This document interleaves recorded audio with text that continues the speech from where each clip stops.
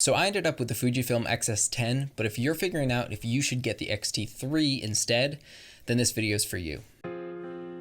Now, there are three main differences between these cameras that were personally relevant to me, and hopefully they will be helpful to you in your purchase decision. The first difference is the flip out screen. Now, flip out screens have become pretty standard in the mirrorless world today. The gold standard, the A7S III, finally gave in to the demands of its consumers and adopted the flip out screen, along with Fuji adopting it as well with the X-T4. All that to say, flip out screens to some may seem trivial in the pursuit for a great camera, but when you start using a camera for a lot of different applications like YouTube, run and gun event shoots, etc., you'll find the convenience of a flip out screen to be so much better than a flip up like the X-T3s. For me, being able to monitor a YouTube video like this one on my XS-10 or angle my screen at an event shoot to see it from across the room, and so many more applications have made having a flip out screen a real necessity for me. And just as a side note, all the links to the gear mentioned in this video and everything I personally use are in the description below. So if you want to support the channel, consider shopping using my affiliated links, as it helps me make more of these videos and also pays for my 7-month-old's ever-changing wardrobe. And also, if you have any questions that we don't cover in this video, please leave a comment below, as I'd personally love to help you out as best I can while the channel is still small and I'm still able to be accessible. Anyways, the second difference is 4K 60 and 10-bit, and I lumped these two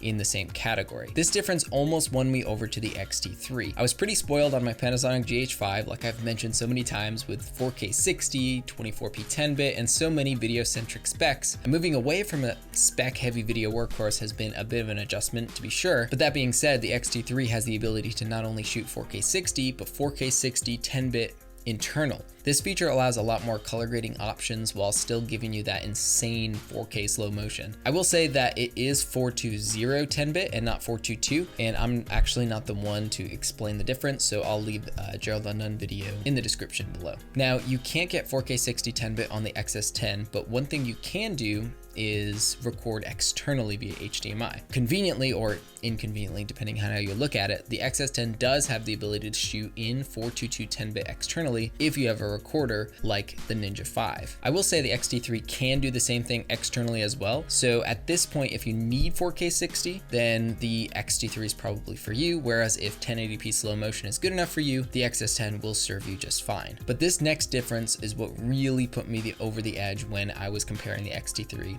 and the XS-10, and why ultimately I picked the XS-10. And that last difference that sold me was the in-body image stabilization. Now, if you want to solve all of your camera decision fatigue, just go with the X-T4. Other than higher price, overheating, and record limits, it's the best of both worlds in my opinion between the XS-10 and X-T3.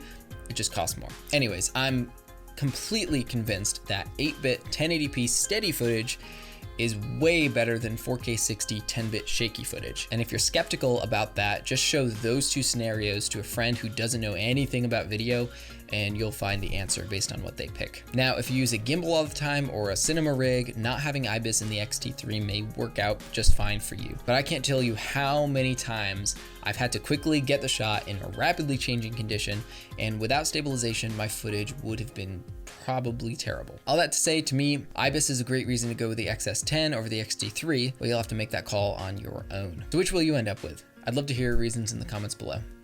Thanks so much for watching.